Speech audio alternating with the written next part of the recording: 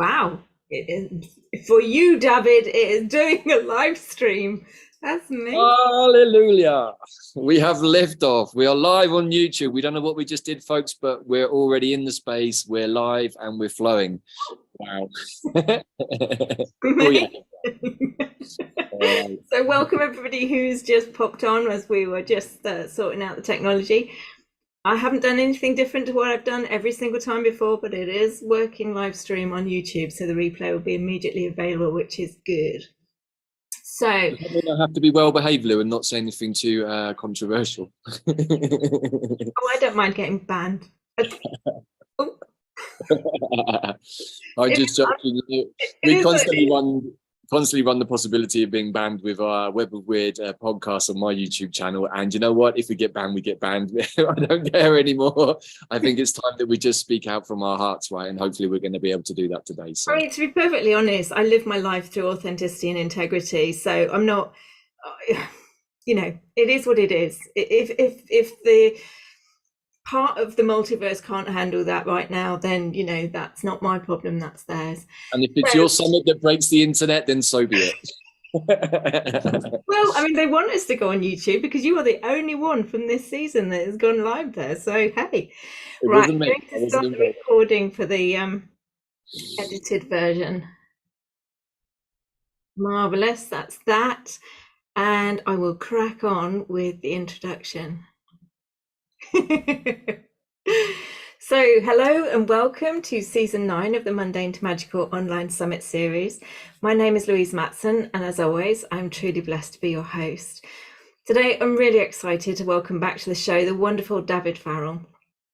Davyd has appeared on the show a couple of times now and is always a much loved for his wealth and depth of knowledge that he shares with us all. Now his conversations always hold immense richness and are definitely worth a re-listen to take it all in.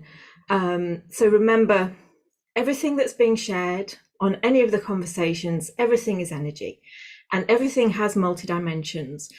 And we will always receive consciously not only that which is pertinent to us and in that moment, but also that which we are ready to receive. So if you are drawn to listen back, the recordings will always be on the YouTube channel, and if YouTube goes down, I will place them elsewhere. So don't worry about feeling drawn to listening back to any conversation because you're going to get that next level.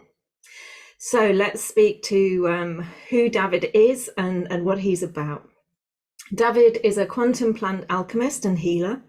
And as a healer, he works in the astral realms to help heal clients at the energetic, spiritual and emotional level.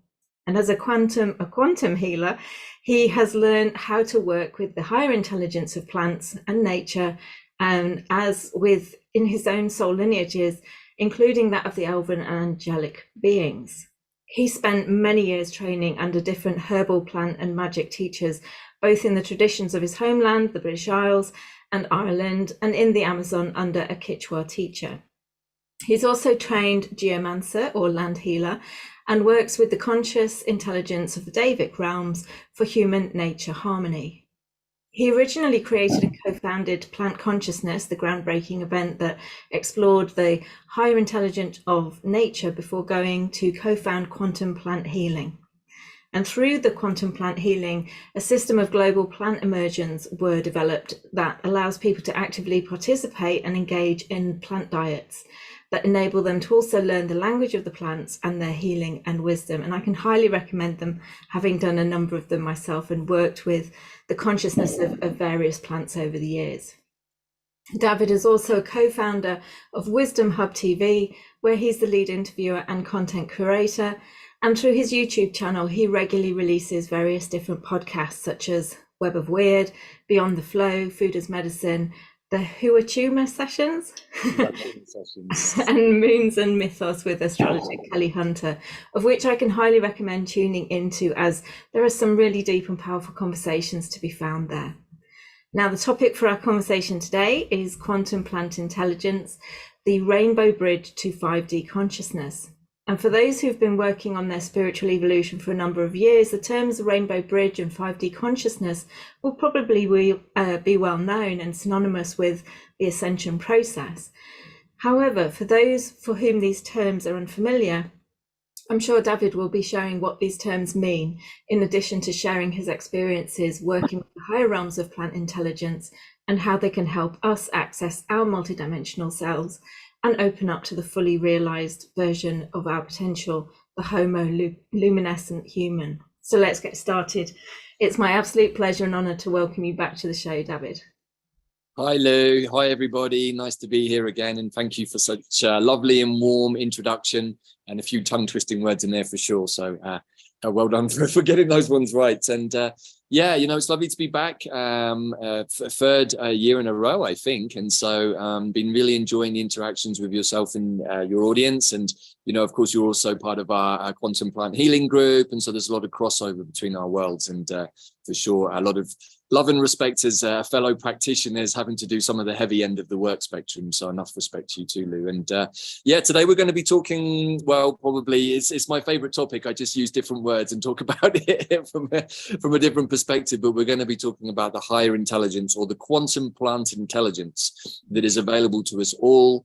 And not only is it available, it's actively wanting to help us right now to ascend. We are in, I think, really possibly one of the most powerful days that we're all going to experience today and tomorrow. The eclipse are really, really powerful. And, when you reached out to me and gave me some possible dates on which to do this, I was like, it has to be Star Wars Day. May the Force be with you, everybody. I feel like we're going to need it. Today is also the Day of the Cross, which is an interesting piece to bring into the picture. Perhaps if we go a little bit off planet later and a bit woo-woo, I might bring in some bigger ideas about what that may or may not mean.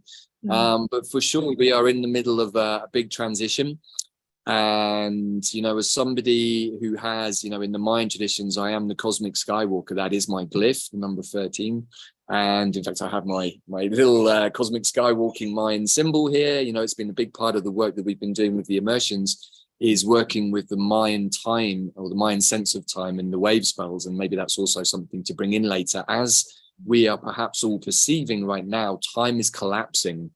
And many of us are experiencing extended moments of being in the present, sometimes even for days. And some of us are experiencing incredible amounts of time speeding up. But for anyone who's done the dandelion immersion over at QPH, a big part of what we've been sharing over the last year or so is just about how important is our perception of time, and most of all, living in the present moment. And apologies for any explosions going on in the background. It is another fireworks day here in Mexico. I'm not being fired at. It's okay. I think I'm going to be all right. But it's the Day of the Cross. It's a big day for the church. The Catholic Church is out in full effect today, tempting people, or we could say bribing people with food in order to get them over the threshold and into the church to maintain their sense of power. So this is one of the structures that is still somewhat in place, and many of us are surprised, I think, to see that his good old popeness is still in place. Surely that guy should have gone by now. But with the coronation coming up on Saturday, we are at a time when the established orders are very much in the spotlight and need to be. Because we all need to start making choices. And I really feel that tomorrow, and even today, really is another big choice point. Are we going to stay in the fractal spiral of organic life, or are we going to choose something a little more inverted and perhaps more transhuman? No judgment about either option. It's such it was Lucifer's desire to give all of us free will that we have the option to choose either. And of course, in duality, there is no good or bad or light or dark. There's just a perspective. And, I think that that's something worth considering in this moment, as we need to really go to our eagle's perch perspective a lot more to try and perhaps, I wouldn't even say make sense, because I'm not sure there's an awful lot of sense left to be made of what's going on in the world, but to at least get a perspective or a narrative on what works for us. So yeah, where would you like us to start? That's by way of a rambling intro, but just a few things. Well, it's interesting that you say it's like the Day of the Cross, because honestly, I felt like I've been carrying the cross for like the last few months and I'm exhausted. Right. And I think that's a big part of it. The energy of the Christ consciousness is really, really important. The energy of the angels is really important right now. So whether we're pseudo-Christian or not, I think many of us probably work with Judeo-Christian allies or beings that are linked to the Judeo-Christian world. And that doesn't make us either Jewish or Christian. It just means that we work with powerful allies that maybe those religions have somewhat hijacked. For those people who did manage to catch the recent asteroid piece I did with Kelly Hunter, asteroid 944, which is called Hidalgo. And actually, tomorrow, May the 5th, is also a big holiday here in Mexico because of independence and a big war that was fought against the French. So there are many places here in Mexico that are called Mayo de Cinco Calle, or May the 5th Road. So it's also a powerful day here in Mexico tomorrow. So there are big energies at work. And for sure, as we were talking about beforehand, myself included, it feels like we've been carrying some heavy weights, heavy burdens. I really feel it loops back, actually, in the more recent past to the last eclipse season, back when we were doing the elder immersion, in fact.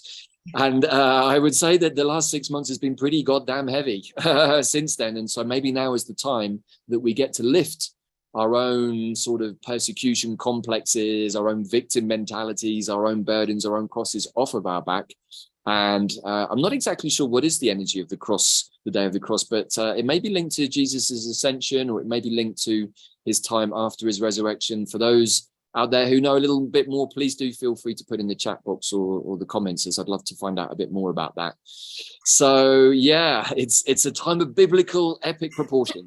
What can we say? It certainly is, absolutely. I mean, one of the things that I just wanted to kind of clarify for those people who aren't sure what the Rainbow Bridge is, or even 5D consciousness, because there may be some people out there who aren't familiar with those terms. And to be perfectly honest, over the decades, looking back, especially with the Rainbow Bridge term, that's been associated with the Rainbow Bridge being the bridge you cross into death, as you pass over, but also it's associated with ascension, with that shift in consciousness, that increase in consciousness, which you could argue both are the same, because when we make any shift, whether it's a shift in consciousness, a change in role, it's a death to the old self, and birthing into the new. So I just wondered if you wanted to just what is your take on the Rainbow Bridge to 5D consciousness, just for the audience?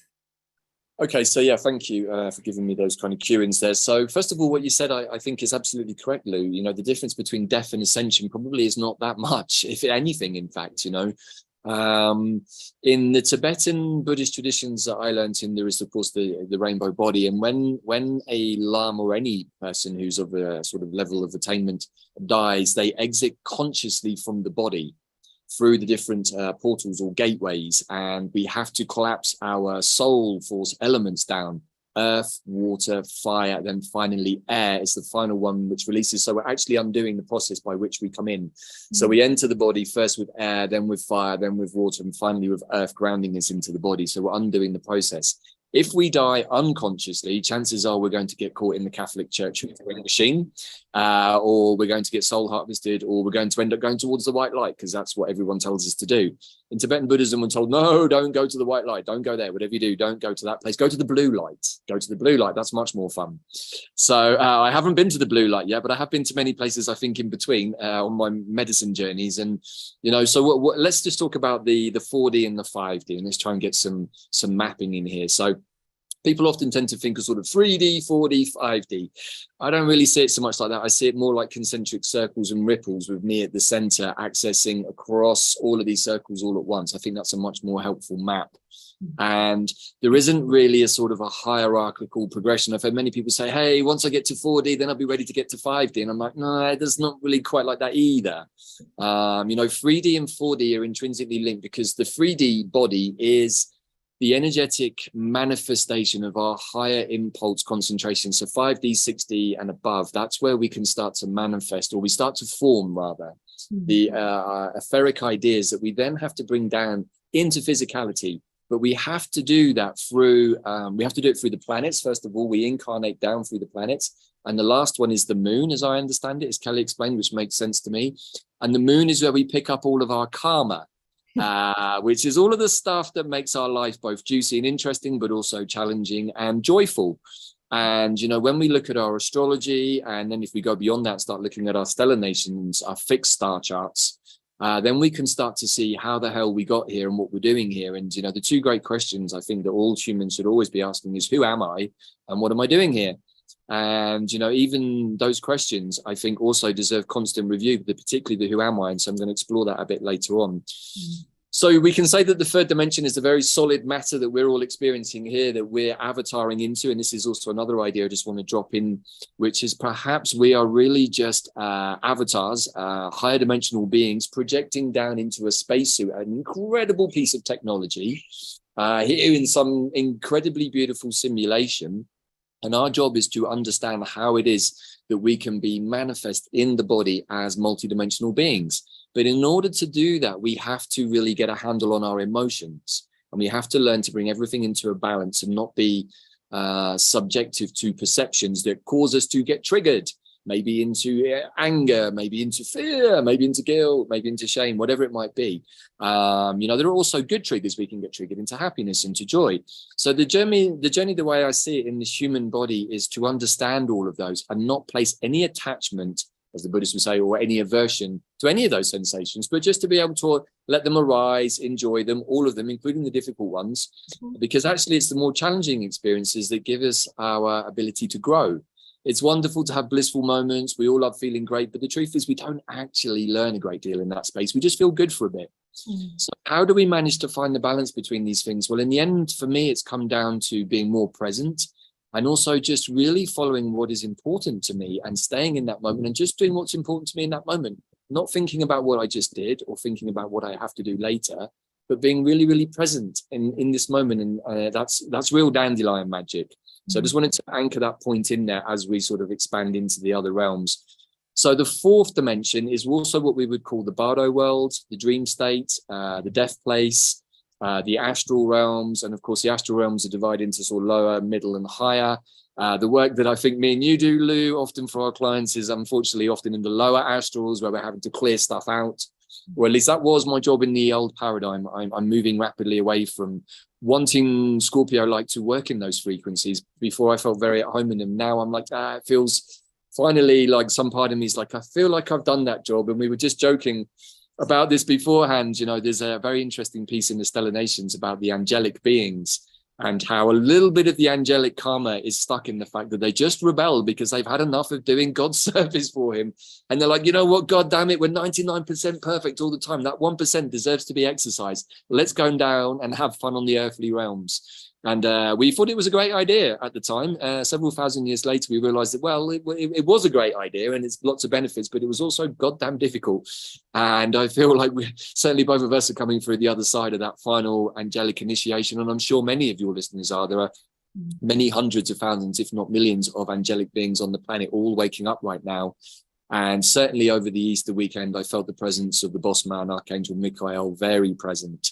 And I felt many channels were open for the angelic energy to literally wash down on the planet. And as a consequence, what I've seen in the last couple of weeks is that the astral structure of the Matrix completely collapsed. It was washed away, Lord of the Rings style, and collapsed. And what we're now about to see, and probably even with the news from the Kremlin and Moscow yesterday, we are on the edge of the, I think, big event that we've all been anticipating. But the most important thing is that we stay in our heart and we stay concentrated on what is important to us. Because if we haven't done that work in the astral realm of healing and cleansing and removing all of the traumas, chances are that we could get pulled into something that we don't want to get pulled into, something on the TV, a big story, maybe a nuclear incident, etc., blah, blah, blah.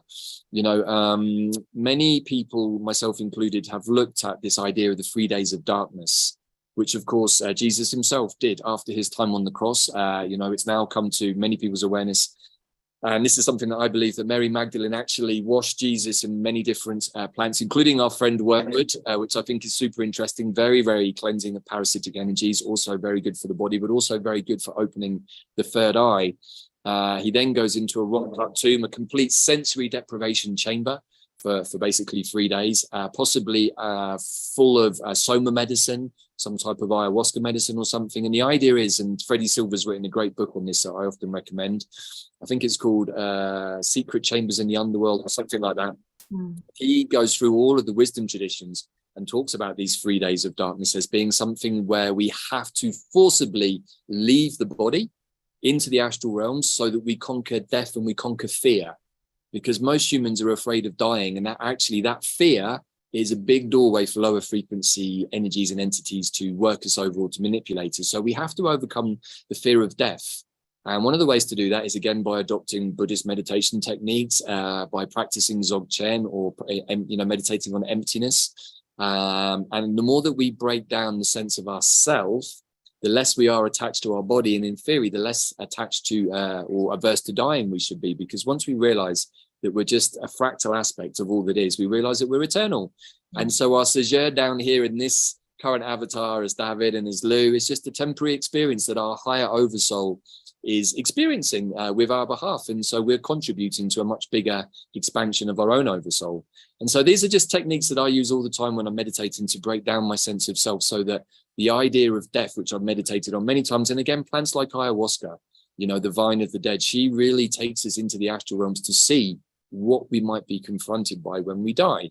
The dream space is another entry point, access point. So whether we take plant medicine, whether we are great lucid dreamers, we're basically going to the same space, all of which is sometimes termed the subconscious or the unconscious, I think, but also the bardo world. And in Tibetan Buddhist thinking, the bardo is where we go when we die, and it's where we get to face God, or we get to meet the guys up in the spaceship and say, hey, how did that mission go? Well, it's kind of all right, but a few problems, let's make some adjustments to the astrology, and next time we'll give it a slightly different take. And so we keep going back and working through these issues. So the fourth dimension is really where we get to play out all of that stuff. And for me as a mushroom shaman, that's really where I do a lot of my work, and have learned to stabilize my energies in the astral plane. So rather than the astral plane happening to me, I'm able to maintain my spells, maintain my space, and direct the experience more creatively and more intuitively.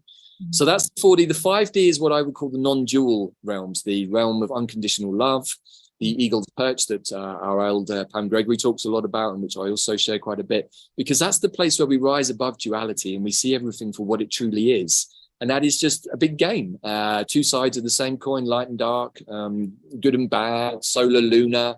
It's the whole thing is a balancing. And the idea is that humans had to go through this balancing. And, I talk about this on a couple of my recent talks. I've been meditating on the idea that Bill Gates is the greatest person on the planet, because he's the one who's overseen all of this dastardly process, which has forced us all to wake up.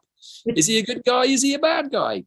Who knows? But it's a great meditation, because the more that we can see the bad guys as the good guys, the more that we're in true compassion and appreciation and gratitude for everything that's happening to us. And I think you'd agree, Lou, that that most of our teachers, the great teachers, are often the ones who give us the most challenges, right? No, absolutely. And it's funny because what I've been shown and what I've been gifted with in terms of the 3D, 4D, 5D is like 3D is kind of when you have absolutely no awareness that there's anything other than this physical landscape that we're existing in, and this body and the roles that I play, and me as a woman, man, whatever. 4D is when you begin to awaken into there's something more than that. And that's why it's hell. Because when you're in the 3D, in the 3D, that state of unconsciousness is bliss, because that's all you know. Yeah. It's when you introduce this concept that there's more to that, and therefore, you're on this journey of growth, or however you want to put it. And then, like you say, the 5D is unity consciousness, unconditional love, and there is no duality, and that the duality exists within the 3 and the 4D. But to me, 4D is hell, because as soon as you awaken, there's no going back. You can't go back to sleep. It's like on the Matrix, and he says, plug me back in. Yeah. For us, there is no plugging back in, because you can't unknow what you know.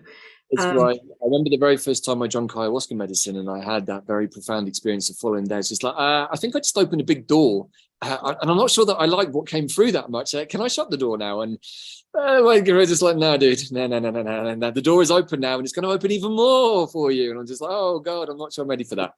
And I wasn't actually ready for it at the time. This is nearly a decade ago now, and I was on the run from my stuff for a long time. I went to every medicine ceremony I did for the first 2 or 3 years, absolutely crapping myself, thinking, oh my God, what's going to happen this time? thinking that everything that was going on for him was everybody else's stuff, hoping to God that it was everybody else's stuff, and then eventually having to admit that it wasn't, it was mine, which was horrible. I had to go to the Amazon in 5 months to find that out. So I totally appreciate what you're saying. The lower astrals can seem like hell whilst we clear our stuff, whilst we meet our demons, whilst we meet our traumas, whilst we meet our karma even. But the higher astrals is where we meet the Davyd beings. It's where we meet the Shivas, the Shaktis, the Sekhmets. I've had some incredibly powerful experiences meeting gods and demigod beings in their astral forms, in the higher astrals, and receiving communications, receiving information, and then to transcend even above those levels and to go into the angelic realms on the brief occasions that I've had that sort of experience has just been delightful. And, they're not something you can really hold on to, other than the sense that they compel you to want to ascend more in your levels of consciousness. And so then the natural compulsion then becomes to start clearing out and to, as I say, free the ballast. The idea of the arc, I think, is a very, very powerful one at the moment. And when we look at the astrology, and again, myself and Pam have been saying this for a while, like, let's build the arc from the ground up. Let's make sure that at home, our own sort of visual representation of the arc is not going to spring any leaks, that the larder's nicely stocked, make sure that you're prepared. But if we take it back even a step further and put it back to ourselves, this is the real arc. Yeah. And as we're realizing, and as many people are now commentating, some wonderful stuff from different people in the Truther movement, Magenta, Pixie's been channeling some really interesting stuff that she's been doing with Pam. Wonderful conversation with Pam and Heather Ensworth. So many people now tuning into the frequencies which we're operating at and understanding that the water in our body is a fundamental part of the ascension process, because lo and behold, as I've shared on a couple of recent talks, through a long-winded process, we came to understand that the tap water that we were drinking, well, we weren't drinking, in fact, we were using mineral water here in Mexico, but we realized that also wasn't good. So it prompted us to do some testing, pick up a water filtration kit, and to get a distillation kit. And even after our tap water here has gone through the filtration system of all the minerals, we then put that water into the water distiller. And it is shocking to see in how a relatively 3-4 liters of water, how much crap comes out, including graphene. We can clearly see it. And all of it. I mean, the chloride and the sodium is so thick that it's congealed. It's like a wedge of wax. And I'm just like, oh my God, that was in my body. And so for those of us that did the Nettle immersion QPH recently, one of the big or two major themes came through from Nettle. One was about boundaries and how to recycle low frequency energy to start see ourselves, in that toroidal field shape that we learned from the U tree, but how we can bring lower frequency energy in, which we used to be food for, and flip that or revert it. We can revert that. So now that energy, that frequency or energy is food for us.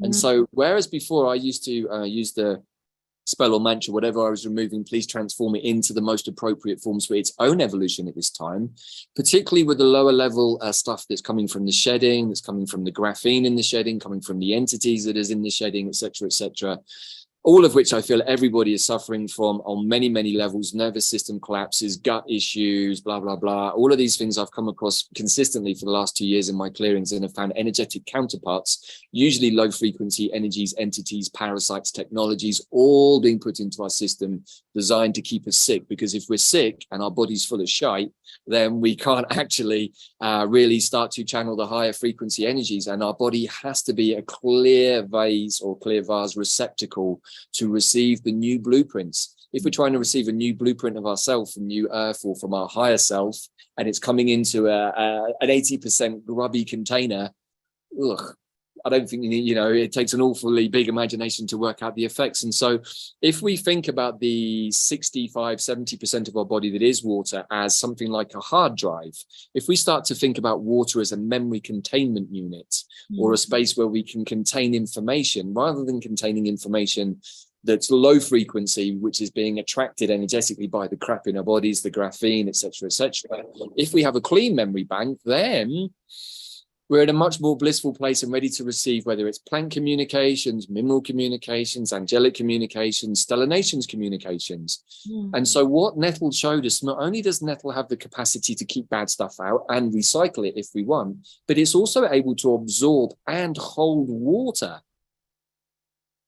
And this is when I started to get some of the intuitions during the immersion, but over the last couple of weeks, it's become much more clear why that was so important. What Nettle was trying to tell all of us was you need to cleanse your waters, because without clean water, you cannot actually receive the higher impulses cleanly.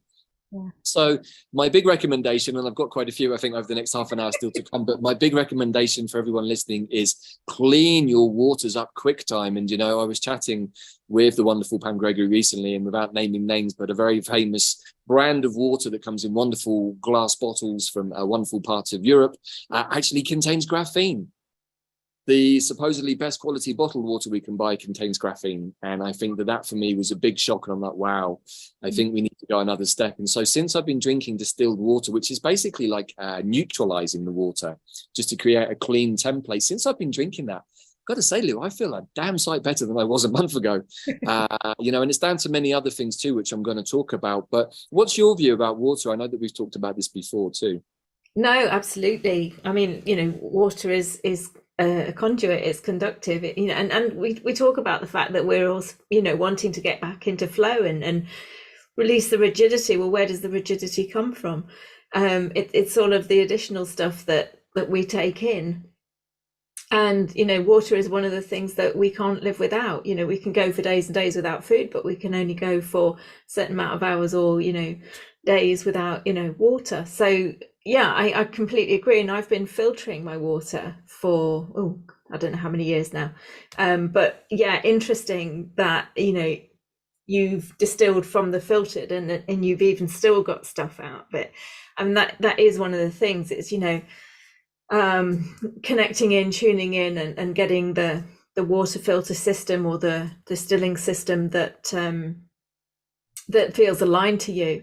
But absolutely, I mean, for me, the last few years, the message has really been about clearing house, cleaning, detoxing, clearing all of that stuff and being very mindful of what we're taking in.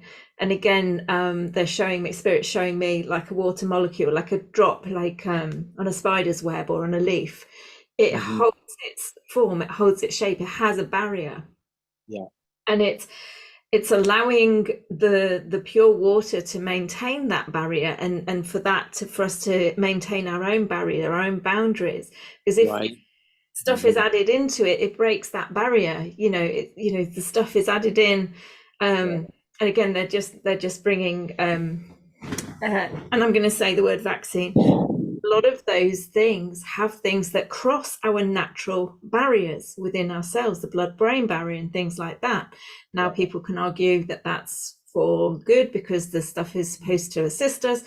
But again, what I'm being given is, don't let things cross your barriers, maintain your barriers, keep stronger barriers. And I think that's also what the water is kind of showing. Absolutely, yeah. And again, these were teachings of Nettle about boundaries and understanding it's our choice what we let in. And I talked about this on some of the live calls that we did at QPH recently, because it came to me even. This was one of the shocking revelations I had to sit with over the last few weeks. It's just like how much of my outwards personality was I living through my wounding. And to my shock and horror, it was actually quite a bit. Even with all the work I'd done, I was still identifying negatively through certain past situations that were still triggering certain reactions in me, and I was aware of them and still doing them, and I was just like, why am I still doing that? So I had to really sit with that. Again, I did some medicine journeys and asked the questions, but the idea that we are living through our identity as our wounding, if we really sit and meditate on that, I would be surprised if anybody who's still in the game does not suddenly go, oh my gosh, like I am doing that. Oh my God, I'm channeling my mom. Oh my God, I'm channeling my dad, and his stuff. And for sure, I've been very aware of channeling, not just my parents, but many people over the years as an empath, not even realizing that's what I was doing. And so that's where I learned as a sort of Pisces ascendant that my boundaries were not the best. And, and being sort of Scorpio and Pisces at the same time, my natural mindset is way out here and doesn't have any boundaries. And so trying to come into a more boundaried 3D has always been difficult for me. And I've had to work on that. And, I think that we can really see this whole piece that we're talking about as the ingress of Saturn into Pisces. How structured is your water, or how structured are you in the bigger waters of consciousness? Does your structure fall apart? Is it full of holes and leaks? Or are you like the Nettle man and say, hey, I'm still my own perfectly formed toroidal field with all of my boundaries intact. And not only can I keep the water out, but I can choose when to absorb some of it. Yeah. And I can hold it and I can recycle it. I can even clean it. You know, these are the quantum plant technologies that the plants are now downloading to us through us clearing out our bodies, through doing the immersions, particularly the Artemisias and the elders, the ones that really wanted to look at the shadow work, by doing the liver cleansing with dandelion, by doing heavy metal detoxes, by removing the graphene. All of these different things has enabled many of us. And I've seen such huge leaps in myself, in my partner Bella, and many people doing the immersions with us just in the space of 6 to 8 months. Just by working with the plants and being in what I really want to hone in on now is the present moment. This was Dandelion, and why I talk about him so much, because he wants to show us that if our head is in the past, in something that's already happened, a wounding from childhood, or if my head is about something that's happening in the future, oh my God, is my crypto stocks going to go up? Did I put money on the right one? Is the pound about to collapse? Is the king really the king? Do I really care? Blah, blah, blah, blah, blah. All of those things, right? They're taking me out of what I'm doing right now. And what I've really been practicing the last month or so is, first of all, this is something that me and Bella both decided, was to give ourselves the space away from everything. I was feeling overwhelmed by everything, and I didn't have the space to do what I needed to do for me. So much of my time was being given to others, and I was, happily doing that for a long time. But I wasn't giving myself the attention to address these ideas, such as, am I living through my wounding? Who am I really if I remove that part of my personality? Oh my God, do I even have a personality if I remove that? Big thoughts, I had to go and sit in the garden a lot over the last few weeks and sit under some big, powerful trees and say, help, I need some help here, guys. I'm not sure if I'm losing the plot or what the hell's going on. But I think this is the breakdown that we all have to go through. And, particularly with the eclipse tomorrow, with the news in the global peace, it's very clear that we need a shake-up. We need a change. We need a near-death experience to shake humanity out of its inertia, because otherwise we're just going to carry on, which is why everyone says, hey, things never change. If you keep using that mantra, things will never change. The more we repeat to ourselves that I'm stuck in this place, I'm still feeling wounded, but what my mum said 30 years ago, or but the fact that my dad grounded me when I went out to a party, in my late teens, if I'm still playing that out, then I'm still attaching energy to it. And so I'm not in the present moment. And so if we can start to love ourselves enough by, first of all, addressing things like the cleanliness of our water, addressing where are we giving energy away? And you'll know there's two in the work that you do. How much of our energy are we giving to others for their own healing? And how much of that should be coming here to me?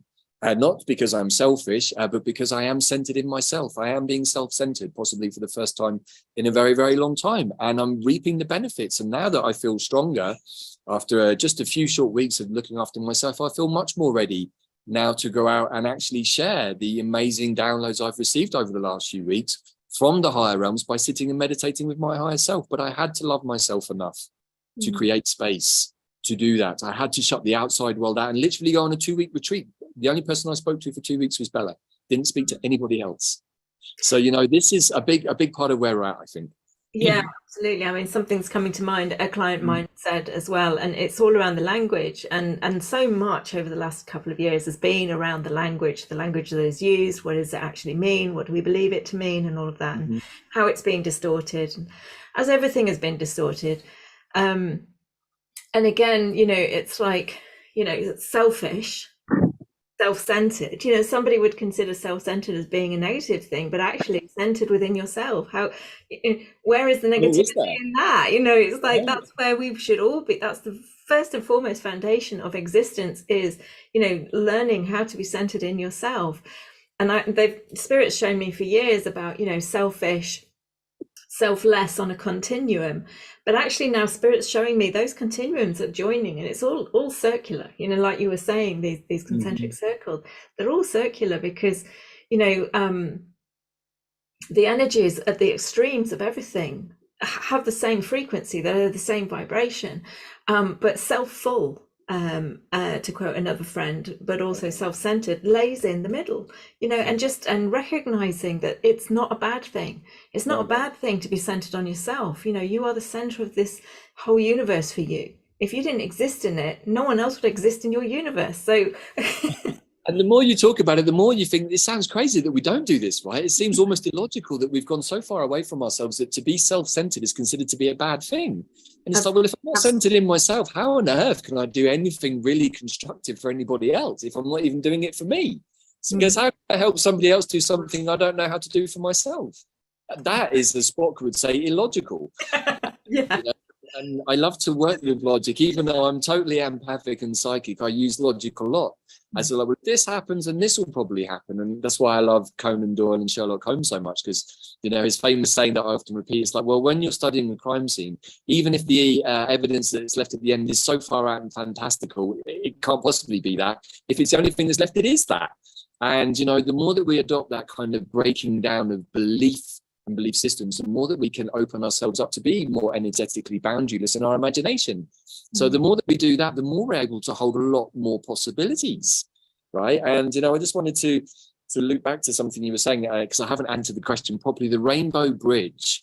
Okay, the Rainbow Bridge is often called the Bifrost Bridge in the Norse traditions, and there is a guardian whose name is Heimdall, I think. And if we look at, if anyone goes into like Pinterest or any of these kinds of image search sites and type in the 9 worlds of Yggdrasil, you will always see that from the underworld to the upper worlds, there is the Rainbow Bridge. And it's like we have to pass through the gates of hell first to remember what is important, which is the frequency of love. And I just want to put that out there. If you have a very, very strange or dark experience at all in the coming days or weeks or months, the get out is through the heart. Because if you remember something, if you have anchored true love, unconditional love in your heart, it's going to take you straight to your higher self. This is the Rainbow Bridge. It's right here. And it transcends the 4D and takes us straight to our higher mind perch, where we can go, oh my God, everything looks different from here. Oh my God, I can see why Bill Gates might be the best man on the planet, why Mr. Johnson's actually really quite the comedian, quite the funny guy, turns out. He's, blah, blah, blah. I'm not saying I like those people, by the way, but, it's fun to play with these ideas, because every time you meditate in this way, we break down our belief systems. And if we're carrying these strong belief systems of good and bad and right person, wrong person, blah, blah, blah, we're not 5D, I'm afraid to say. We're still very much stuck in the dualistic mind, and that's contained in our monkey mind. And so we want to be able to expand using the Rainbow Bridge to our higher mind, where we can take that eagle's perch, which of course is the ascended Scorpio. And what is tomorrow? Tomorrow is a full moon eclipse in Scorpio. So everybody, this is a bridge moment. This eclipse season, if you hadn't clocked it already, was a bridge. And for those of us who were on it and were working with the energy and the magic, it's been utterly profound. I think the last 3 weeks has been amongst the most profound in my entire existence in this life.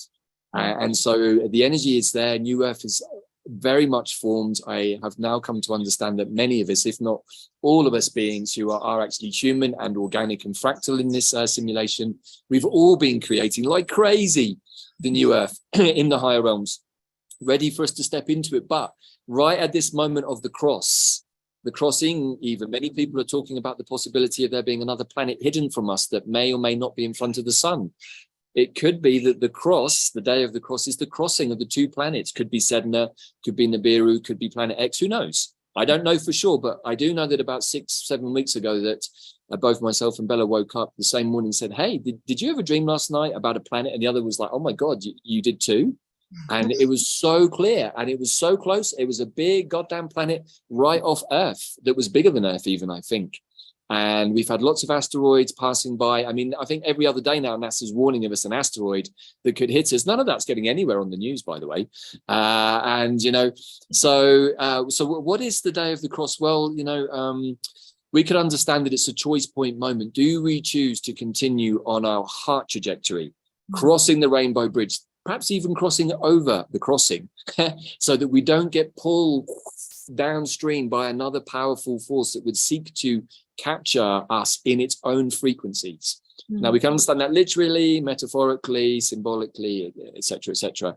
But I do want everyone to understand that, at least from where I'm sat, that today and tomorrow, and in fact the next 3 or 4 days, are possibly some of the most powerful. Pam's talked about it a lot. In fact, all of the astrologers, Molly McCord, another one I listen to, who I like a lot, she's also been saying the same. It's now. This is it. And so, if you're going to do anything, I think, over the next few days, just do things that feel good. Do things that you're doing for yourself. Do things that make you feel good about yourself. Because if you feel good about yourself, it's much easier to share that frequency with others just by being yourself, right?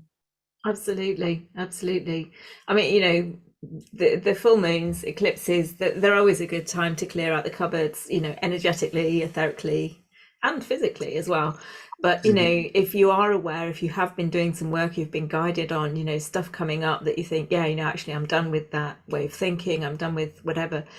And I concur in that even now, after decades of working on myself, I was gifted an opportunity to experience something where I could have stood fully in my power and my authenticity, which is the two core things for me, and the lifeblood of the work that I do. And I crumbled on an obligation. And obligation was what I was taught as a child. And so, you know, even now, it was running through me. And it wasn't until this last eclipse that completely dawned on me, and I went, this far, no further, no more, and shut that whole thing down. So, you know, it's not about judging ourselves. It's not about beating ourselves with sticks. We're all doing it all the time. It's just recognizing, acknowledging it, and then doing something, action taking, and moving forward in a different direction. Right. The other thing that I wanted to say about the language was, one of my clients had said, was about this, you know, everybody's so focused on opening up, accessing their gifts and their strengths and their talents. Well, the word gift, it sounds as if you've got to be good to receive it. Right. Yeah, another language problem. Yeah, let that go. Your gifts, your strengths, your talents, it's part of who you are. We are already gifted.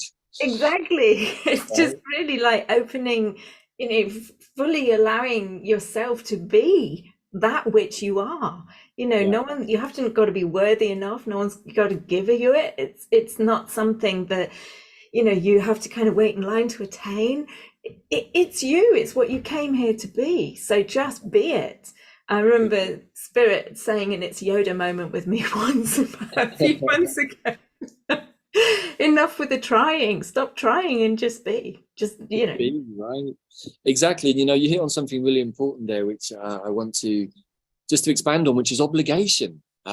We often do things because we feel obligated, and unfortunately some of the worst offenders for doing this to us are our own family. We get obligated to do many things because we're blood, and you know that may be okay, but it might not be okay. And I think that we have lost the power, as Nettle taught us showed us very clearly, to say no. It's like, hey, I'm not making a judgment because I'm saying no. I'm just saying that that's not right for me. No, I don't want to do this. No, I don't want to agree to that. No, I'm not going to let that person stick that in me. You knock yourself out, buddy. Have as many of those as you want, but it's not for me.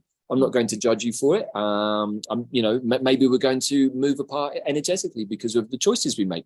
I'm not making a judgment about that either. It's just part of the experience of living. And so if we can drop the obligations and stand in our own sense of responsibility to ourselves and make decisions from that place, then we're starting to become sovereign. And this is where common law comes in, because then we can start to go out and make an agreement like we've done. Hey, how are we going to do the summit again? Oh yeah, okay, let's, you know, we make an agreement and then we're both happy with it and then we do it.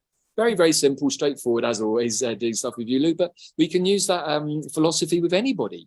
Yeah. Hey, I want to buy some coal. I need 3 bags. How much are you charging? Well, I'm charging $8. I've only got $6. Well, maybe we can do a deal on 7. Okay, great. Let's shake hands on it. Both sides happy? Yeah. All right, cool. You know, just a simple perspective like that. And, you know, I think that we can really use that sort of methodology in all of our thinking about every single action that we do in our life, and, you know, not feel obligated to do stuff. Just kind of do stuff because we want to, or don't do it because we don't want to, you know. So I think that's a really good point you made there. Yeah, and this is a perfect time, like you say, you know, with the eclipses and everything, you know, ask yourself, I mean, how many people actually, and I've done this for a number of years, but how many people actually ask themselves, what would bring me joy in this moment? You know, what does love look like in this moment? To me, it doesn't have to be to anybody else. That doesn't matter. You're the center of your own universe. Allowing yourself to be the center. And fulfilling for yourself what joy, what love looks like in that moment. And just practicing it with small things. Doesn't have to be massive, humongous stuff. You know, take baby steps. In fact, some of the easiest steps are the smallest ones, and they can also start the sort of the process of the fractal cycle from unfolding. And I will just share a little bit about that, but I just want to answer a couple of the questions that have come up here because I think they're sort of pertinent. And yeah, you know, Michaela's saying that she's had some very interesting heart connections, etherically, with some of the leaders, and sometimes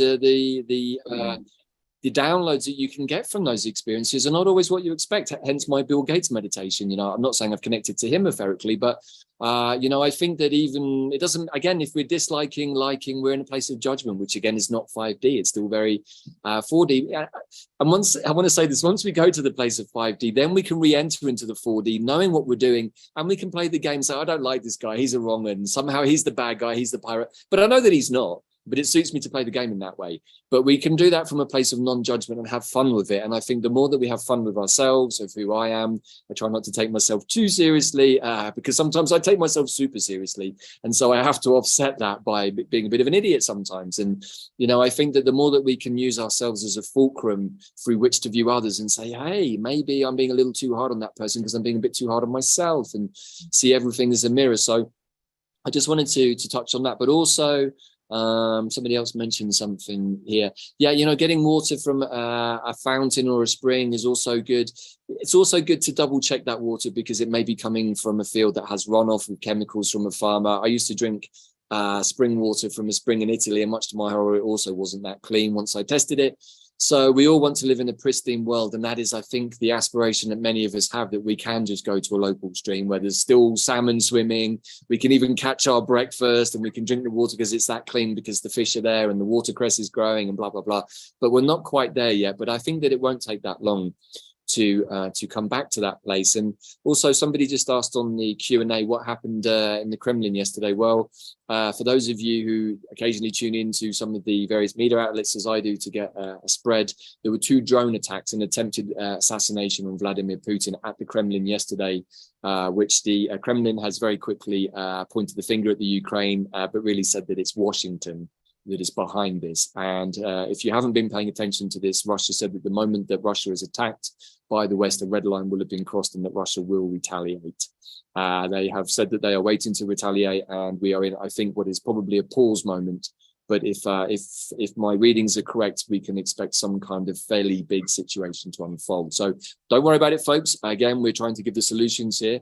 The new Earth, some people have said, it's not for everybody. And I think we're probably about to find out who and why. But for those of us who are in our hearts, connected to our Eagle's Perch, there literally is nothing to worry about. I've seen the future. It's absolutely incredible. It's here with us now. It's not up there. It's not even down in my garden, although I can find it sometimes down there because it's inside. As Pam often says, and I completely concur with, we have to keep going inwards. And the more we go in, the more we cleanse, the more we create space for the light to come in. And the more we create space for light to come in, the more we go to Eagle's Perch, and the more we go there, the more we understand that everything is absolutely perfectly fine, because we already know that it's perfectly fine. And the only thing that can stop that is us telling ourselves that it's not, which is where the manipulation of the 4D astral planes comes in. And this is something else I just want to share, actually, Lou, that you might, yes, exactly, Michaela, Incension, I like that one. The idea of implants. Now, we often think of implants as being maybe ET implants or these kinds of things, all of which I'm sure you will have found Lou in clients' fields, as have I, over the years. But what about this for an idea, the implanting of an idea as an implant? And that implanting of an idea can often be on the inverted side to make us believe something, make us believe that the vaccine is really bad. Maybe it wasn't. Maybe believe this is something else that it's not. Maybe. But the more that we associate or put energy to those thoughts, the more we're getting pulled into our 4D self, and the more that we then should be aware of, hey, I'm really putting a lot of energy into that. Maybe I should just step back and go, is that even real? Is that guy really that guy? Is that person really that person? Are there really 10 Joe Bidens walking around? Is there really 6 Donald Trumps? If so, are they actors? Are they robots? Is there even a real one? Was there ever a real one? You can go on with these questions forever. And I think that they're useful exercises, because they can really get us into the mindset of going, you know what? I'm not sure what I can believe anymore, except for what I experienced myself. No. And in the end, that's the only way we can know truth, is through direct experience ourselves. Otherwise, it's just an inherited piece of knowledge that may or may not be factually correct, depending on how we perceive the truth, right? Absolutely. And again, I mean, I come back all the time in my life to, spirit guides me with my truth, may be different to your truth, but they're equal. There's no hierarchy in the truth. My truth isn't better than yours, lower than yours. It may be different, but it holds an equal standing, and it's basically what is true for you. And like you say, I've known through my various experiences in my lifetime, the truth is not necessarily what it seems to be. or what it's being portrayed as. You know, whether it is being spoken from the lips of somebody who's in very high authority, you know, plastered across all of the media channels, so that there is no dissenting voice to it, but it can still not be what it seems, and everything is multi-layered. And so the only way that we can connect and be happy is to go within and find, how does that resonate for me? What does that feel like for me? Well, you know, somebody's just asked again in the Q&A about how does the incident at the Kremlin bring us closer to the event? Well, just to give some examples of that, you know, and again, I'll be careful what I say here because we are on YouTube, but, you know, the people that we have held in positions of esteem, and these are all things that have been in the news, so I'm unreasonably safe granted, the Dalai Lama. As a Buddhist student, I had long suspected not everything was completely correct around the individual that was pertaining or maybe even pretending to be the Dalai Lama. And then we have all of this weird kiddo stuff that just came out. The Catholic Church, I don't think I even really need to bother poking that bear too much. We've only got to go to the mass graves in Ireland, et cetera, to go into that one. So the Catholic Church, the great spiritual edifice of our current era with the Pope at the head of it, maybe he's also not a great guy. For sure, we've only got to look at the current president of the US to understand that his mafia family have got their fingers in all kinds of very undesirable things, which is what the Kremlin incident is pointing at, is the fallacy of the war in the Ukraine is not about anything that we've been told in the West. It's about a whole bunch of much more depraved stuff that our governments have been not only condoning, but actively supporting with many of these so-called people in power. So that is how the event in the Kremlin is relevant to the event.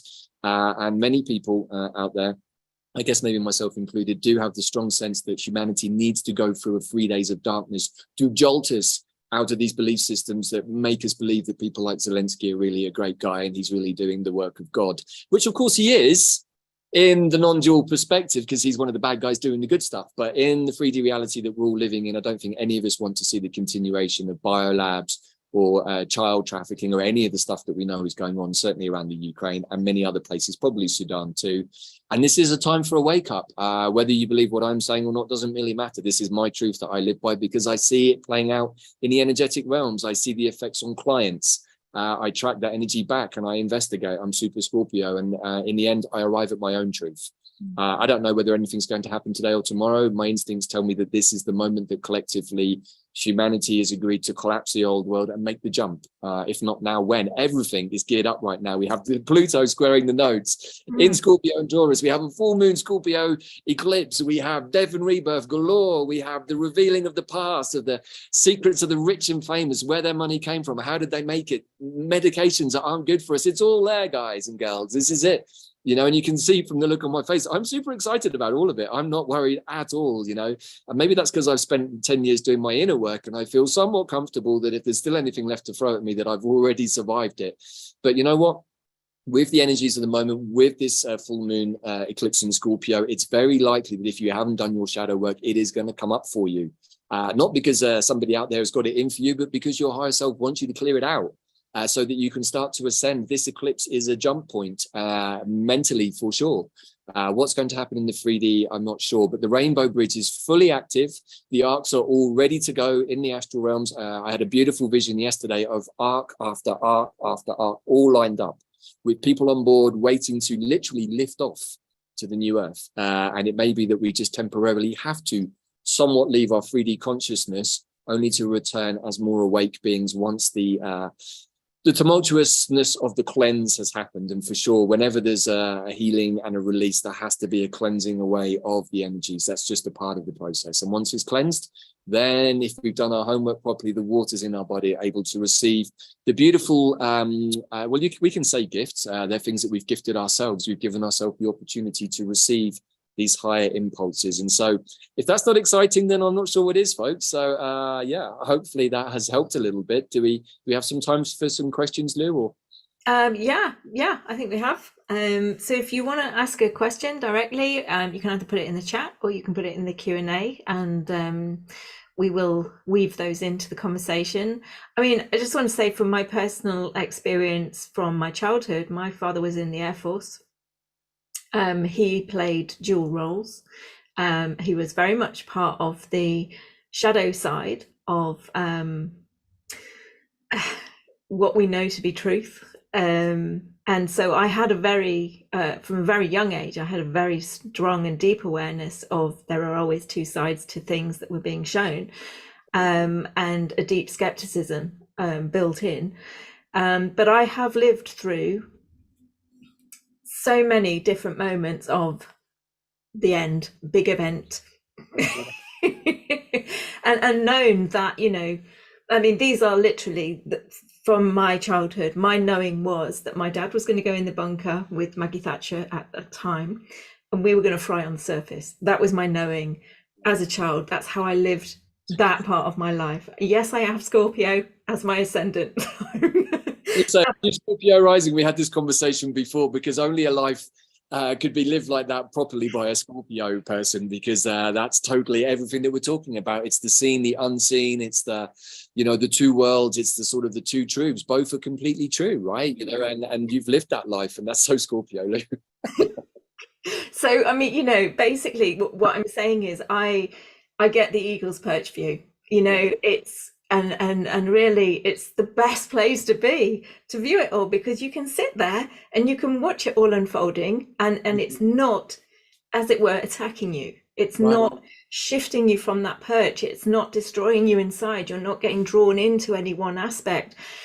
And the biggest thing for me is not being afraid of dying, not having fear around death. I mean, I did a 3-day webinar about a year or so ago, which was basically befriending death.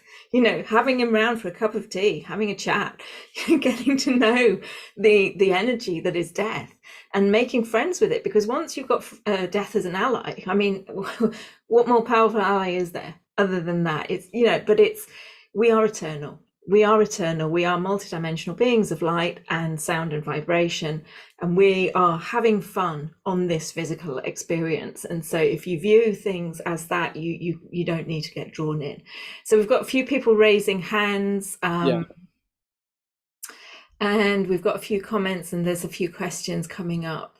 So I got a couple here that I can respond to firstly that I can see. So Michaelia, for sure, the solar flares are making a big difference. That's been going on. There was a couple of big ones yesterday.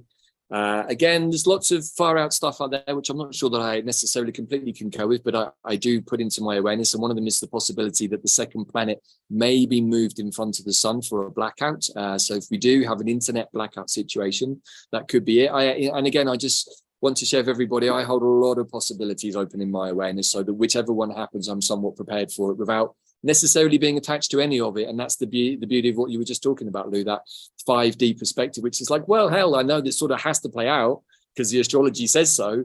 But I have the luxury of having the front row seat with a beer in one hand, box of popcorn on the other side, sitting back and watching, as Pam says, the whole thing unravel in front of me with incredible actors like Mr. Johnson clowning around center stage. And I find the whole thing highly amusing. I used to find it deeply irritating and triggering. Now I just find it mostly amusing. So I think I've made some progress. Susan is saying it has been said that Planet X will be closest to us the first quarter of 2024. Again, Susan, yeah, maybe. I'm just throwing some things into the mix as they've come to me in visions, and sometimes visions and the sort of prophetic ideas are not always necessarily bound in the same time-space continuum that we're in right now. I do think it's interesting that we've got this eclipse tomorrow, and that today is the day of the cross. It's being celebrated all over Mexico here. Somebody said it's Day of Remembrance in Holland. And also what's interesting, just to look back to the Kremlin thing, is that May the 9th is the day that the Russians celebrate the removal of Nazi Germany. And again, if we're following the piece about the Ukraine and about Nazism, we'll understand that all of this, everything that has happened is very, very dandelion wormwood-esque. It's all very, very precise in the moment that it needs to happen to draw our attentions to certain things. And if you haven't got that part of the game yet, a lot of what we're being shown on the TV now is just about pointing. The whole game is done. The story is basically written. We're just getting to watch it now. So again, the Eagle's Perch perspectives gives us that ability to say, hey, I know this is already a done deal, or what I'm seeing is a TV show. Let me just enjoy it and see how does it affect everybody else without getting pulled into it. And I'm just going to follow up on Susan's comments here too. So Planet X, Planet Nibiru, Sedna, another planet altogether, the remains of Tiamat or Maldek, who knows?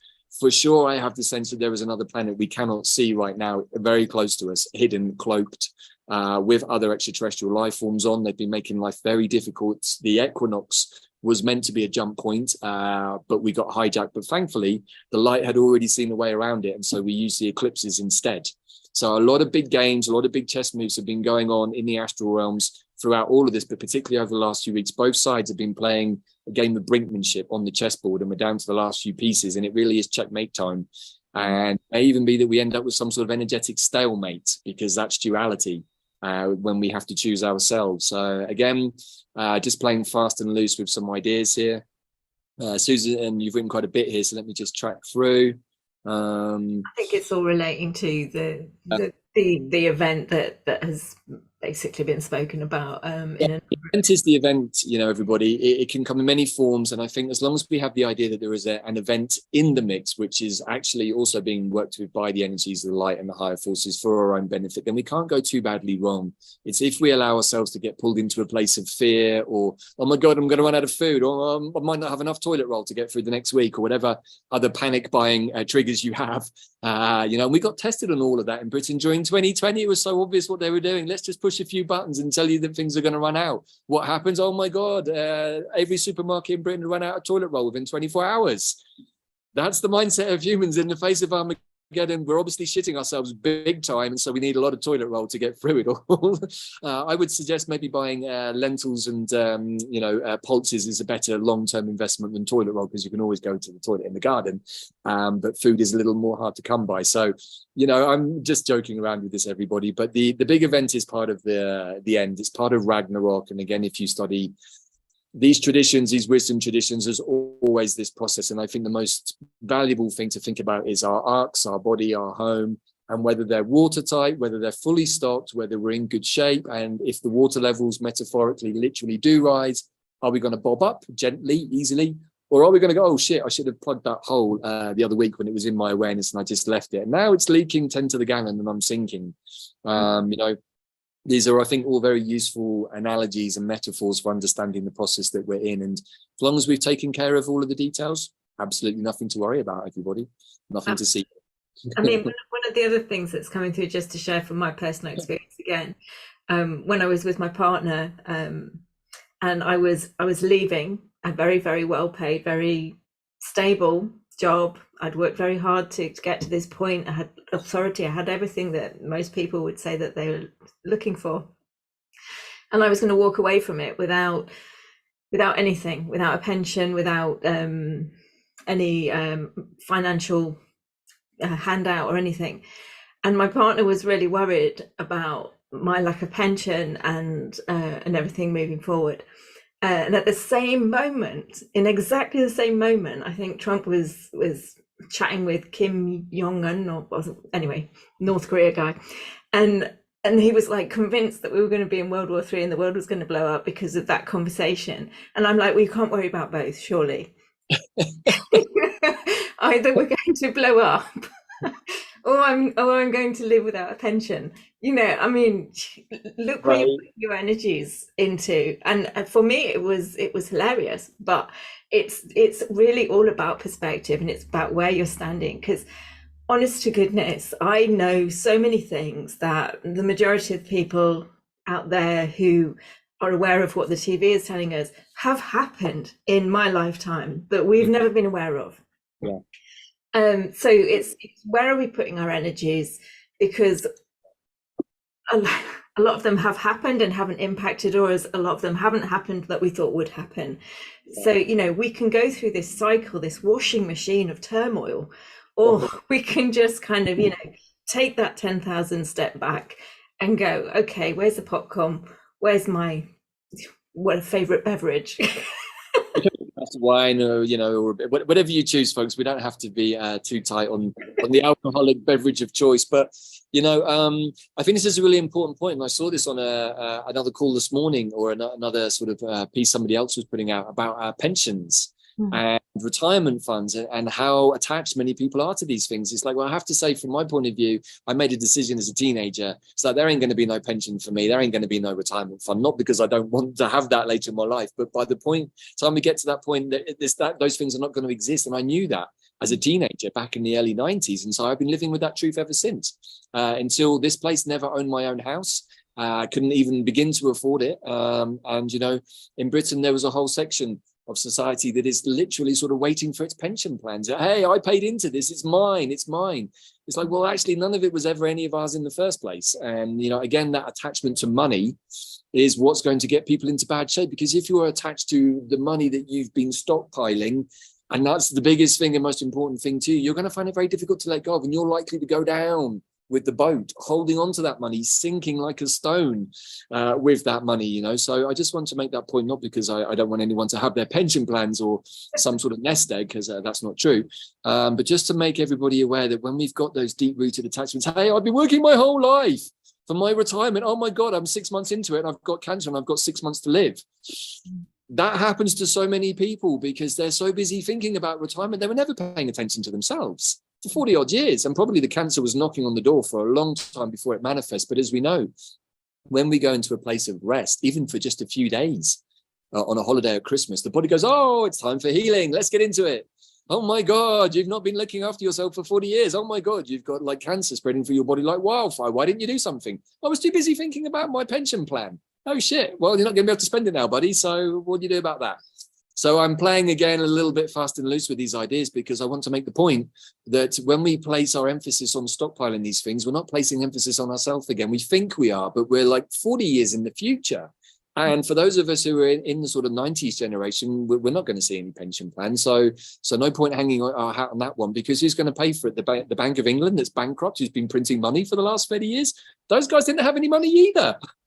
Imagine that. So the money that they've been giving us was never their money to give us. And besides, if we follow the whole matchstick man philosophy, it was never their money in the first place. They were going to some other place to get money that also didn't exist for them, to give us some money that actually is ours in the first place. So, you know what? The more you go around, the more crazy it is, and the more you have to go, you know what, I don't actually know about anything anymore. And maybe I should just let go of all of it and make my life simple and just do what I enjoy doing every second of every day.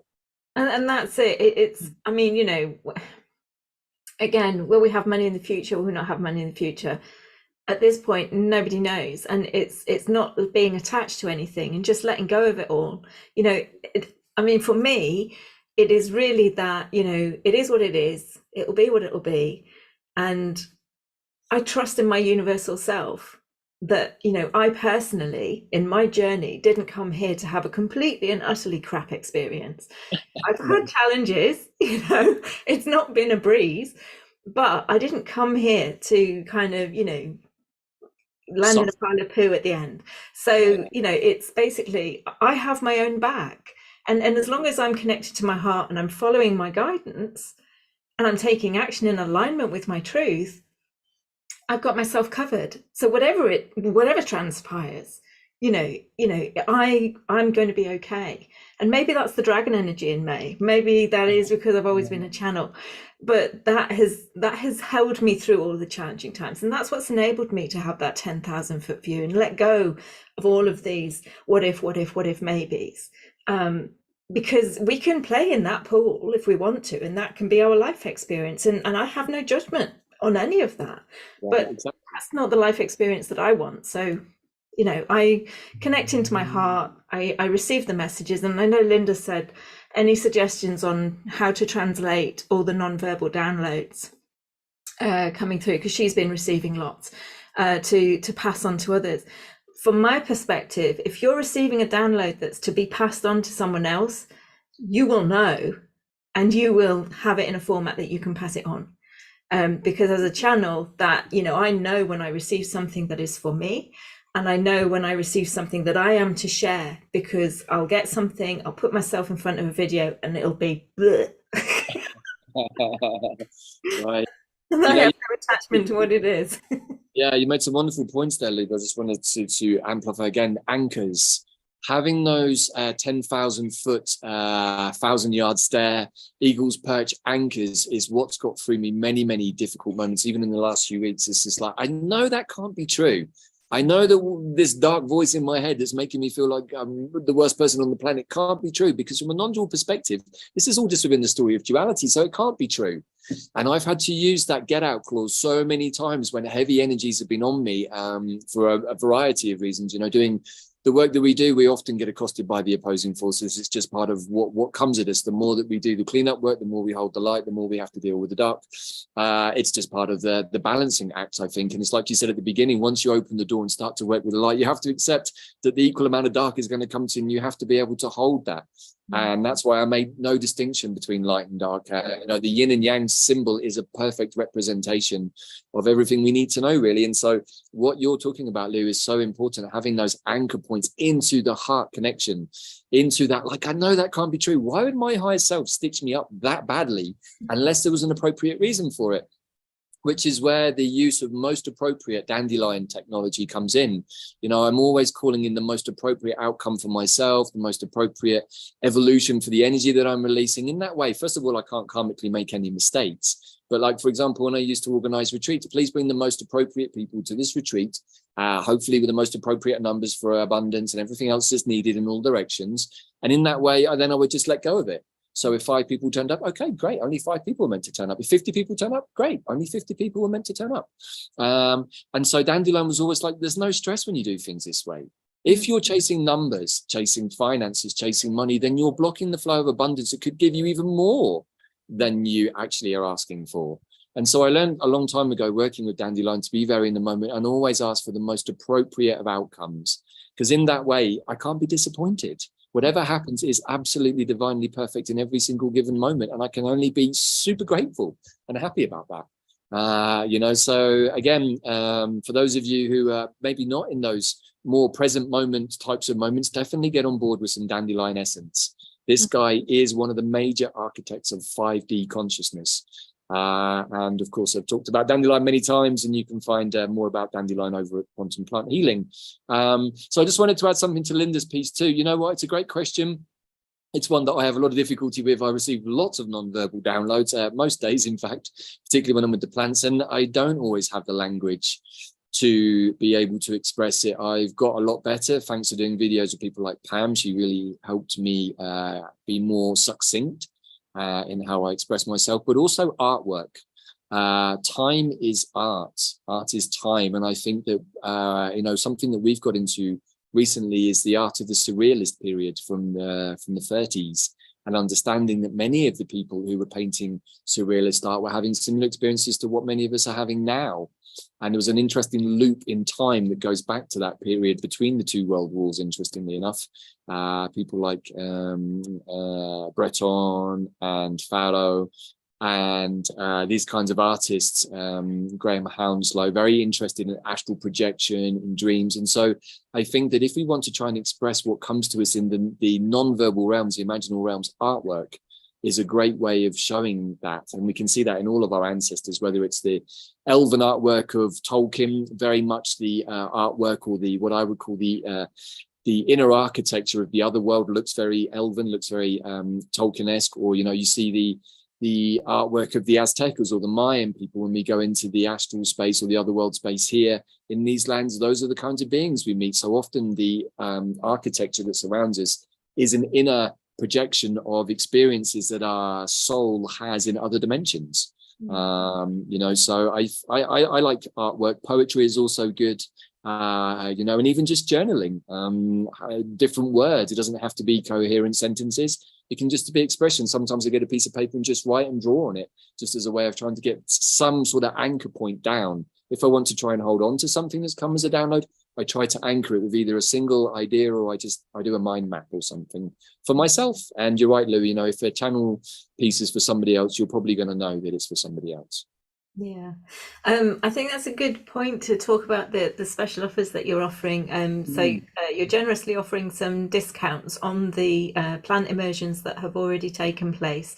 I would highly recommend going and have a look at them.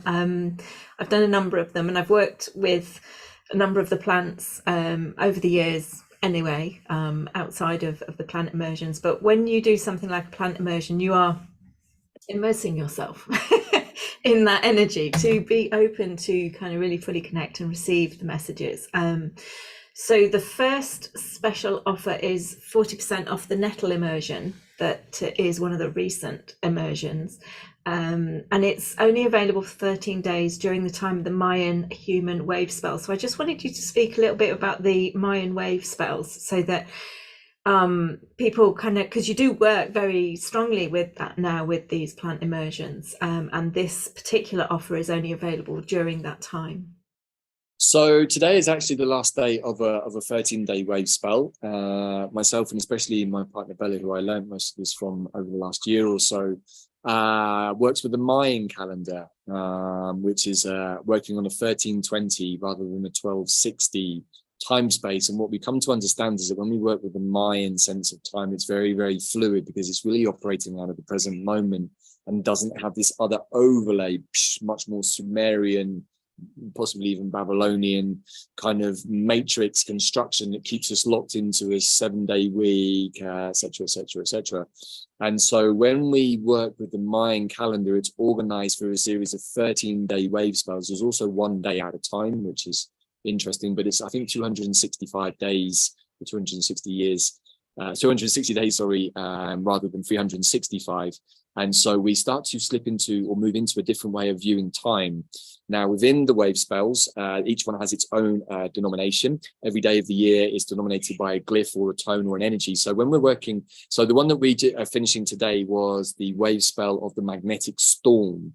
Tomorrow is the beginning, interestingly, on the air eclipse, which is often another interesting point of how Mayan time and astrology often are very, very tied into key days. Tomorrow is the beginning of the magnetic human. So what we understand about the magnetic human is we have 13 days to magnetize to us as the magnetic human, whatever it is that we want for ourselves or need for ourselves. The previous two, I'm just going to backtrack to give an idea of how we've been working with it. So the magnetic storm is about bringing the energy, the fire, the electrical charge to the plans that we've made. The one before that we were working with was the White World Bridger, which is why we took 2 weeks off. We went inside, went in and world bridged ourselves across from 3D into 5D. So we've already technically made the jump. In fact, I would say some of us have been making the jump intermittently for the last few years, being able to have some sense of 5D. 4D is fairly easy to access most of the time. We just have to put our attention there. 5D in itself also bleeds into the 6th and 7th dimensions. And so there are ever finer levels of consciousness that we can achieve. And as I've talked about plenty of times, I work with plants that help me to get into those spaces more easily, so that even when I'm not with those plants, my thinking is more accustomed to a 5D non-dual perspective. I try to put that into everything. I still get triggered by people driving badly. I still get triggered by seeing the king who's not the king and all of these idiots who are politicians. They still trigger me, but I allow myself to get triggered because it amuses me more than anything else. And these characters amuse me. So yeah, these are, these are the different ways we can start to break down time. But if we are living with the glyph of each day within the 13-day wave spell, each wave spell is deliberately designed for you to be able, over the course of 13 days, to work with that energy on a day-by-day basis. And the basis of the 13 days is always the same. There's always the day 1 is always this, day 2 is always that, day 10 is always day of manifestation, day 11 is always day of liberation, and so on. And so what we've got is this mechanism that brings us much more into the present moment, so that you're working with the overall energy of the 13 days, but you're also working with the energy of the day, and it's keeping you in that moment. So you can choose to do a big intention setting like world bridging. In fact, the one before that was also my own glyph, which was the Cosmic Skywalker. So if I was just to share a little bit about my own journey using my skywalking abilities, which have been with me since I was a kid, and why I like mind-altering plants, allow me to bridge the worlds easily, because I've been practicing stabilizing my consciousness in 4 and 5D for many years. And so all I needed to do was give myself space to make that a much more coherent rainbow bridge, so that now I can start to talk about it. And thank you for the opportunity, Lou, with audiences like yours, and start to try and give a transmission of how the rainbow bridge can be manifested within ourselves. We don't have to go anywhere. Don't even need to leave our homes. And so, this is how I've been working with this energy. Then the energy of the magnetic storm was the last wave spell, which is the one we're finishing today, which is to bring energy to all of the higher mind world bridging downloads I got, so that when tomorrow starts, I can start to magnetize myself to attract to me all of the things that I put intention towards. If we're trying to create from 3D as the starting point, we're never going to get anywhere. We have to start up here in our higher minds, which is our imagination. Imagine that. Turns out that everything that we have in the world around us can be created from our imagination. Wow. Really, actually not that surprising if we think about it. Everything that I've got around me was created by another human's imaginations, thus the God ability manifest. Somebody had an idea to make the window look like this so that it would reflect the beautiful garden. It wasn't me, but somebody else had that godlike plan and said, hey, that would be really cool if we did it like that. 3 weeks later, this window was manifested, I imagine, and so was the rest of the house. And, you know, if we can start to adopt that philosophy in everything that we do, whether we're making food, I mean, man, I've been enjoying making food so much this last 4 weeks. Why? Because I wasn't seeing this as a chore that I had to squeeze in between doing other work. And suddenly I was making the focus of my time for an hour and a half. And I got back into the kitchen and I remembered how much I love cooking. So all the food that I've been making has been tasting amazing. It's coming out really good because I'm taking time over it, preparing each one, thinking about what I'm doing, not thinking about anything else. As a consequence, I feel so much stronger and healthier. The piece we talked about, the water, took time out to start doing the distillation process. It's a little bit of a routine, but now that we've got into it, we're like, wow, we're feeling so much better. So imagination, imaging, see exactly, Michaela, that's the way that it is. And as long as we can take the time out, formulate those dreams for ourselves with the anchor points we have in our heart, without all of the muddy waters and TV and everything else that's trying to pull attention away from us, then we can do exactly that. We can go in and intend what we need for ourselves. Absolutely. Yeah. So, I mean, these special offers that Davyd is sharing with this audience is on the free gifts page with the discount code if you feel aligned to joining the nettle immersion, which is the 40% off, or he does a bundle, which is 25% off the 5 immersions, and that's dandelion, Artemisias, elder, yarrow, and yew, and nettle. Yeah, so just to say, I just want to add something which perhaps makes this more pertinent. So the wave spells, the dandelion was the first immersion that was given to us as a template, and it was run on a slightly different mechanism because dandelion wanted to show us how the template would work. Then we moved into the Artemisias and we started to fuse more coherently the astrology with the plant medicine. So I just want to also say that the immersions are really a combination of quantum plant intelligence, astrology, and Mayan magic. And from the Artemisias onwards, the yarrow was a little bit different because that was a mini immersion, but particularly the Artemisias, elder, yew, and nettle were all run using these very, very powerful containers of 13 days with a series of transmissions. And as you've done them, Lou, you know yourself how powerful they are. And it's not because I'm saying that. I worked with some very, very amazing people who are also able to channel the plants super well. Many of them I do shows with on YouTube, and, you know, working with the astrology with Kelly has just been mind-blowing to see how when we tune into the container the astrology gives us, then we bring in a plant that fits with that astrology, and then we decide to work with even more intent on a 13-day wave spell. I think that basically we're showing ourselves that we can be a god or goddess, and that we can create whatever we want, whether it's for dreaming, whether it's for healing, for manifesting. You know, these combos are very, very powerful. And so, yeah, we wanted to give a special discount on the nettle immersion because I think it's really, really useful. The dandelion, the Artemisias, the elder, the yarrow, and the yew came in a sequence that doesn't have to be done in order, but actually there is a reason why they did them in those order. And if you follow the whole package through, then you will understand why. And so we put together a bundle package that originally was just the first few, and then we added nettle on top. So the nettle immersion is now added into that new bundle package, which is already heavily discounted, and now we're giving another 25%, mainly, Lou, because we just want people to receive the energy of the plant so that it can shift them. The plants are like, hey, we just want to make things as simple as possible. I think the immersions are already incredibly affordable, particularly compared to what else is out there on the market, but I think, as we said, it's not about the money. That's just about the exchange that needs to be met for the plants, and for all of the teachers and those of us that put these things together. As you will know yourself, there always has to be some sort of energy exchange, and so, like I say, we just want to make that as affordable as possible for everyone within those sort of dynamics. So thank you. Absolutely. And again, it's Artemisia because there's it's Artemisia because there's the myself speaking. It's weird. Self-speaking. Weird.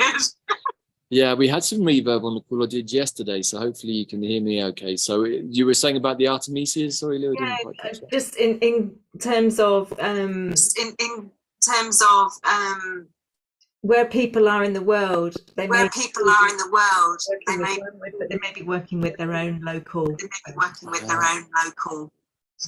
Yeah, I just wanted, in fact, that's a wonderful point. You know, one of the things that we share during the immersions is, particularly with the Artemisias, it's a family of 400 different species.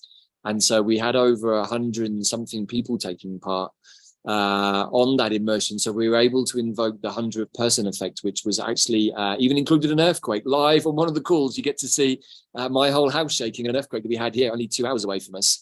But it was at the moment that we were holding some incredibly powerful space to create dragon lines, green dragon lines with the Artemisias. And so we were working with the wormwoods, the mugworts, the sagebrushes, but that's actually a part of the immersion template, is that you, the person going through the immersion, has to go out and source your own medicine by foraging, by making an essence, or by choosing the supplier that you get it from. But what was really beautiful during the Artemisia immersion, and again, these immersions were sort of containers that you can enter into as a time capsule that still absolutely hold their resonance. The space is being held by the plants themselves. But the Artemisias just brought forth so many stories of people putting the intention, I'd like to meet the most appropriate Artemisia for me.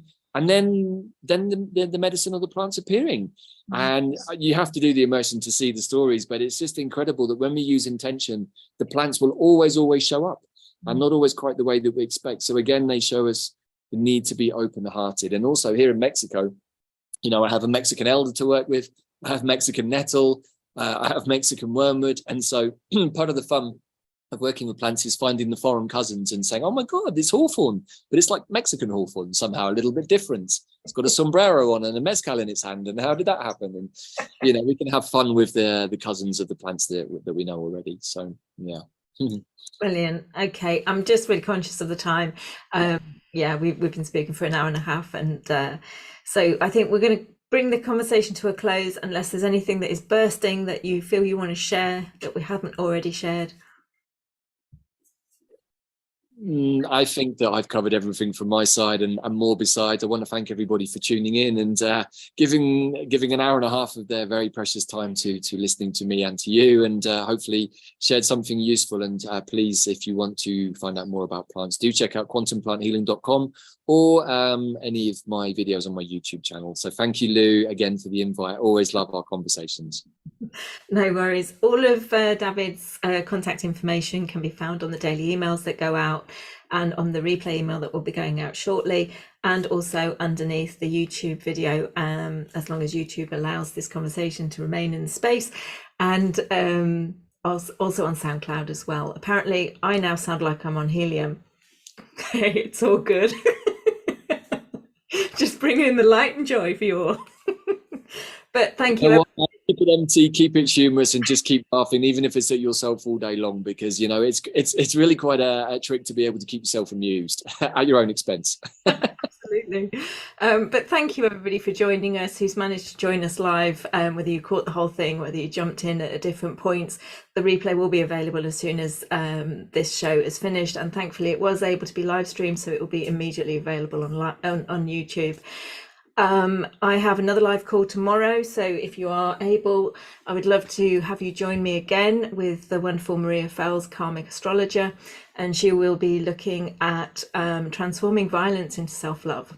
We've all experienced different forms of violence, some directed at ourselves, and I will hold my hand up to many different forms of violence, but it's all about transforming everything into love and coming back into our hearts, which is again what this conversation has been about too. So looking forward to sharing that conversation with you all, and then I'll be speaking on Saturday, which will be the last live call of this season. It's been short and sweet this time, just purely because I have been processing some very physical experiences over the last few months. It is what it is, but it's always perfect. So thank you so much, Davyd, and look forward to you joining us again, seeing where we are in time and space at that point. And thank you to everybody. So from me to you all, much love. Ciao. Thank you, everybody. Stay safe. Have fun. Bye.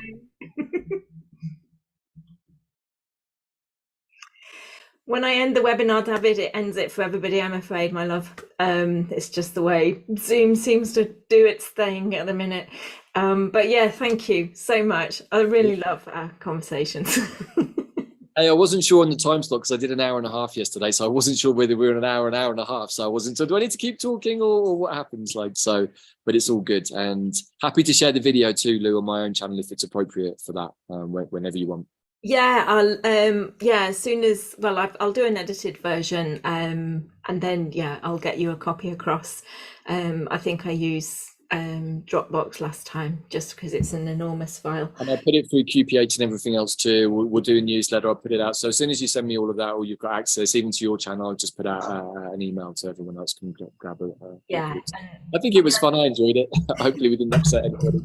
I do feel like I'm coming out of it. So when I've got the energy, we can connect up and I can do something for QPH as well. So yeah, definitely. Just give me a ping and let me know when you're in good shape. It's always in the right moment, right? So I know that we can do something fun, which I think probably will be the other side of the eclipse, right? yeah, definitely. All right, then. Take care. Have a great day.